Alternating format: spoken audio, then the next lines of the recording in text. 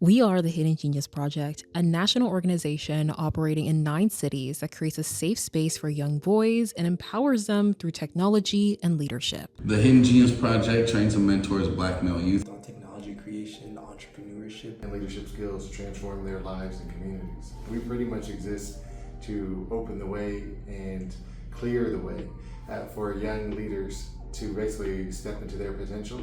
The Hidden Genius Project was built for the world, right? By building up young Black men, right? No one knows Black men better than Black men, and so. But what has driven our growth, what's driven the best of what we've been able to do, our expansion, has always been our young people. The youth leaders who go through our programming, then come back as alumni.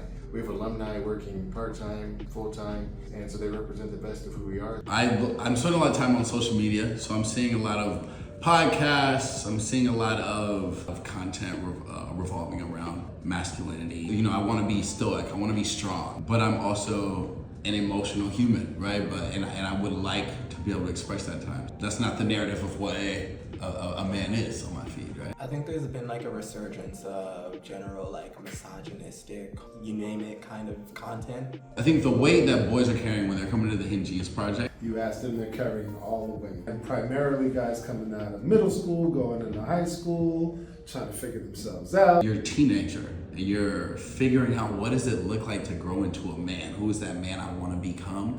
And you're carrying the weight of whatever your environment's projecting on you. The content you consume online, right? And like, especially like the content you're seeing about manhood, like that is affecting your expectations socially for what that's supposed to look like. So that's gonna impact how you feel it's okay to show up in different spaces based on how you want to be perceived, based on how you see yourself. To make it easy for them to feel that if you don't follow along these particular traits, then maybe you're not a man. We recognize the immense pressure our young boys face when navigating the world, made worse by negative depictions of manhood on social media, which is why we pride ourselves in creating an environment where boys can be themselves and learn about technology while transforming into leaders. So when the Young Futures released the data and research from the Jed Foundation and Chicago Mental Health, it was really critical from the standpoint of it finally gave us evidence to back what we believed and been telling people for as long as we've been around, nearly a decade and a half,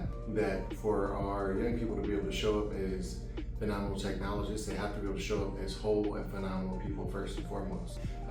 That if we just jump in, turn on the computers and like go from there, you kind of end up reproducing what we get to see, unempathetic ways of engaging with technology and innovation, right? That do not have to be this way. And what we often encourage them to do is take advantage of this while they're here, where they get to make all the mistakes. So when I came to the Hidden Genius Project, right, I had a laptop. I've used Instagram, but I had never imagined myself creating software, creating tools of AI, designing my own video game. But the Hidden Genius Project gave me the context of, yo, you can use these tools that you consume media on, that you consume products on, and you can create things. You can solve problems. So through the framework of entrepreneurship, lean into leadership and like, yo, what does it look like to identify problems in your community and stand up and solve them? And so that context was really empowering for me at 16 years old. I definitely saw myself in a more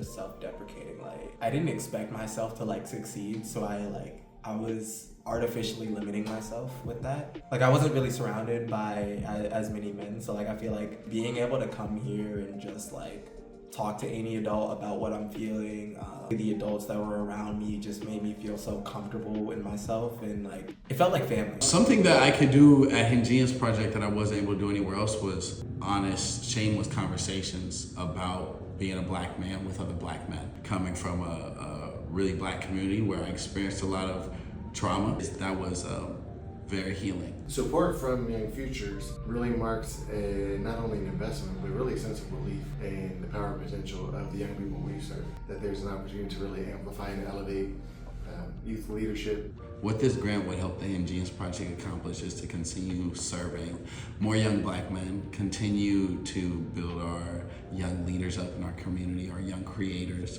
and to empower this next generation to be open-minded and to be curious and to keep learning and to keep creating.